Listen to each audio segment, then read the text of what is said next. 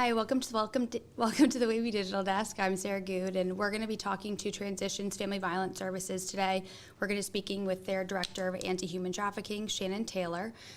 She is going to speak with us about January. It is Anti-Human Trafficking Month, and we're going to be talking about the Transitions organization as well as human trafficking prevention. So I'm going to bring Shannon on. Hey, Shannon, thanks so much for joining us today. I really appreciate it, and I know tomorrow also is the Awareness Day, so I think this is a really, timely conversation, especially with everything going on this month. So if you could just, tell us about your organization and a little bit about what you do. Sure. So Transitions is a nonprofit organization. We're located in Hampton. Some of the services that we provide, we have a 24-hour hotline, emergency shelter, trauma and art therapy, transitional housing program, advocacy, legal advocacy, and support. All of our services are free for our survivors. And then just as the director, I help find resources for survivors. I help do outreach to the community, education to the community, things kind of like I'm doing right now with you guys. Right. And if we could just go into just a little bit about Transitions first. So you all do handle a lot of anti-human trafficking, cases, I assume, but also you do work with domestic violence, victims and survivors.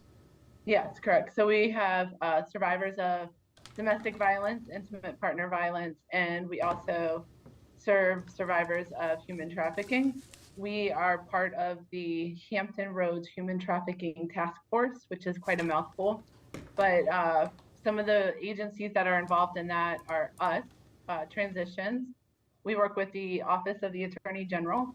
And then we also work with Department of Homeland Security and then local law enforcement.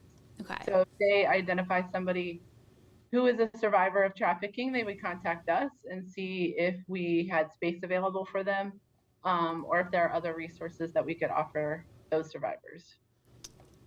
And, in your role as director, what are some of the main education points that you try to tell the community about human trafficking?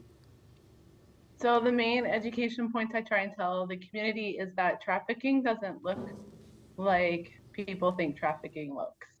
So it's not like the movie Taken, where somebody is stolen, kidnapped. That's not what trafficking is. It is, the federal definition is using force, fraud, or coercion to obtain some type of labor or commercial sex act from a person.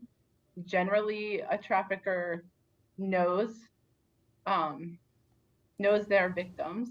The victim knows their trafficker. And there are a lot of similarities between domestic violence and human trafficking. So that's interesting. That's actually something I didn't know that, I think I would have assumed, and maybe viewers assumed, that it could be more of a random occurrence, but people do in some fashion meet who is going to traffic them before. Okay. Yes, yes, they do. Whether it's online, whether it's a friend, a family member, yeah, they generally know who their trafficker is. So with that being said, like some of the populations that are at risk of trafficking include persons who have experienced or been exposed to violence or trauma, such as domestic violence or sexual assault, persons with substance abuse disorders, Black, Indigenous people of color, LGBTQIA+, especially youths, and immigrants, people with limited English proficiency. And what are some of the circumstances are there circumstances that lead people to become trafficked? Is it certain situations where the person might not have a lot of resources? Like, are there any sort of background things that make you more at risk? Yeah, so like I said, substance abuse disorder So some of the like examples of trafficking could be survival sex. So that would be a person who is homeless or doesn't have resources. They then perform these sex acts in order to survive, to get food, to have shelter, etc. A person who is experiencing a substance abuse disorder, it could be that they're dependent on the drugs that they are taking. And so in order to maintain, they engage in sexual acts or labor acts. Um, yeah, labor trafficking. Um, there's usually like fraudulent job offers, but then there's also debt bondage. So the person, if they're an immigrant coming from a foreign country, then they come here and they feel as though they're told by their trafficker that they have to work off this debt bondage because it costs them so much money to bring them here. So Um, and what are some of the signs of someone that is being trafficked? so it's hard to say all of the signs. Mm-hmm. And I don't necessarily want to mislead any viewers. So some of the best resources, if you're concerned that somebody you know, or if you Right. see somebody that's being trafficked, some really good resources are the National Human Trafficking Hotline. You can go to their webpage and you can call them. They have an 800 number you can call. Also, the Department of Homeland Security has the Blue Campaign. So you can just Google DHS.gov Blue Campaign, and they'll have a place that you can anonymously report if you're suspected that someone is being trafficked. And I think people would be surprised in the community, and Wavy TV 10 has done stories on it. But it is an issue in our community in Hampton Roads. And can you just talk a little bit about that? I think people assume, it's not really happening here or it's not happening in certain places in the country, but it is a problem here, obviously, and you all are a resource for it. But can you just talk a little bit about how it impacts our community here? Yeah, so our community is like the Hampton Roads area is susceptible to human trafficking because we are a port city, port area. We have um, a large military presence. We have a lot of people that, come into the area, leave the area. So I got some numbers. I went to the Human Trafficking Hotline website and they have their 2021 numbers up. So for the state of Virginia as a whole in 2021, there were 140 cases of human trafficking in the state. Um, so of those, the sex trafficking, there was 106. Labor trafficking, there was 19. Um, Venues for some of the sex trafficking, illicit massage parlors, spas, which we see in the area, like hotels, motels, escort services, domestic work, construction, farming. So we have all of that in our area. So that's why it's a problem here. And I know that a law just went into effect, and I think as of July, it's going to be sort of watched. But hotels are going to start having a program, at least in Virginia, for watching out for signs of human trafficking. Is that something that you all feel confident is a good, way to help the issue, or is it just awareness in general such a big piece of this, of solving this? Yeah, absolutely. So I looked up that bill. It's House Bill 258. It goes into effect on the 1st of July. And the bill is basically it's that hotel proprietors and employees will have to do some kind of online training so that they can recognize and report suspected human trafficking. The courses are provided at no cost. And then the employees and proprietors, they have to complete the training within 6 months of hire.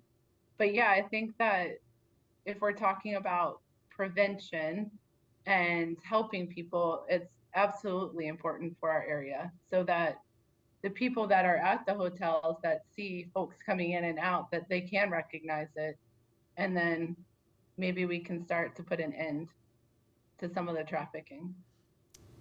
And, in terms of awareness, I've been in airports and I've seen signs in the restroom. I've seen signs, in hotels myself. And, now with the Awareness Day tomorrow, I mean, is that such a key to this is sort of being able to report and recognize and help somebody get out? I mean, I guess a question I have is how difficult really is it somebody that is in human trafficking to get out? Like, is it really based on external resources that you have available to you or people noticing you? So, what's difficult about getting out of trafficking is that oftentimes a person that is being actively trafficked, they don't self-identify as being trafficked. Right, So, say that it's a person that has a substance abuse disorder.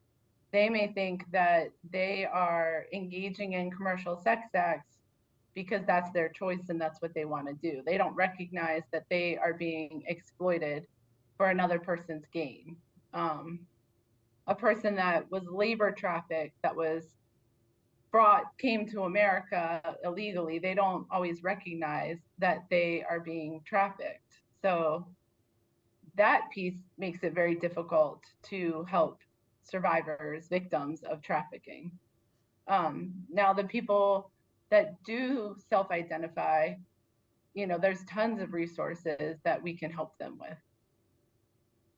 It's just, yeah, getting those people to, see that what's being done to them is wrong. right.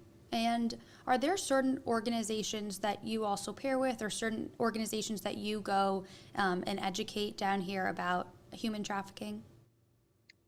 I mean, we can go anywhere to educate about human trafficking. If you would like us to come and speak to your organization, you want some education, yeah, by all means, like reach out to us.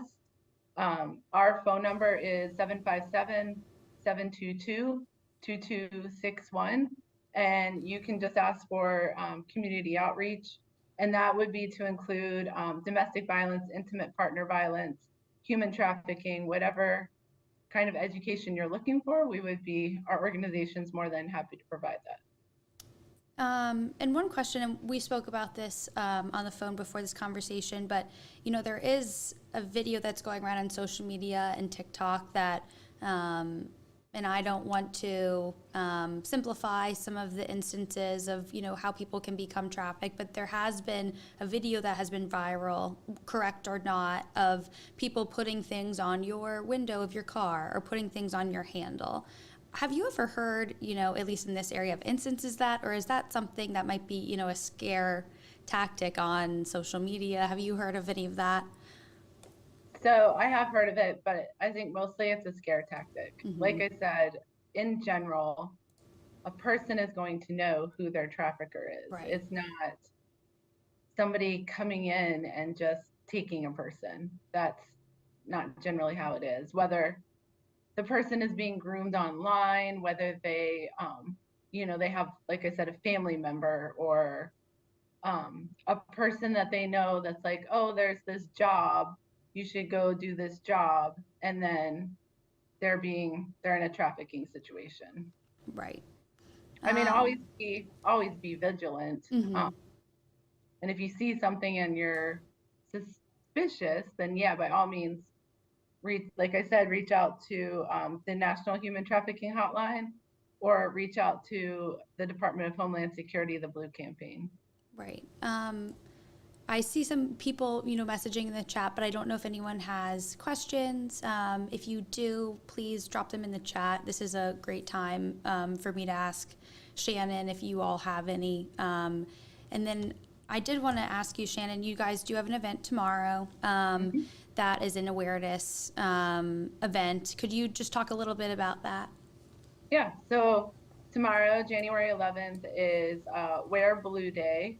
So it's National Human Trafficking Awareness day. The whole month is for awareness, but tomorrow is to wear blue. And we are doing a fundraiser at Coastal Fermentory. It is in Newport News, Virginia. And they have been open, I believe it's 2 years that the brewery has been open. And every Wednesday they do Drink Beer, Do Good. And so this Wednesday we will be there, kind of giving out information, pouring beer, talking to people. Um, and it'll be from 5:30 to 8 p.m. So 100% of tips and then 10% of sales will go to our organization. And those funds will be used for direct survivor services. And, a part of the conversation tomorrow that you'll have, if people come up to you and ask you, questions about human trafficking specifically in this area, is there anything else, that you think is really vital that, I know we could probably talk about this for hours and we're just doing it in 20 minutes, but, is there anything else that, is a really important topic that we just didn't get to? I feel as though prevention is key. So taking this out of the shadows, taking domestic violence, taking trafficking out of the shadows, and having open and honest communication with, our friends, our family, our kids, educating about what to look for, um, ways that people can coerce you into doing things that you don't think that you necessarily would ever do, how those things happen, not being embarrassed or ashamed if those things have happened to you, sharing your experience, and then, making sure that future generations are healed and that we can eliminate the problem of just violence in our society and in our families. And, and on that, I mean, that is one thing, I guess, the awareness month, hopefully will bring is sort of a more inclusive knowledge about, what's happening. Is there anything, I know awareness month, but is there anything you all do for education the other months of the year that's offered? Is it just, you can go speak to organizations that call you, to come speak, or is there anything else that you sort of focus on during the year in terms of educating, this community? So we do events constantly. Mm-hmm. We do different community events. We go out to speak to people constantly. In the past, like every year, we do 5K in October.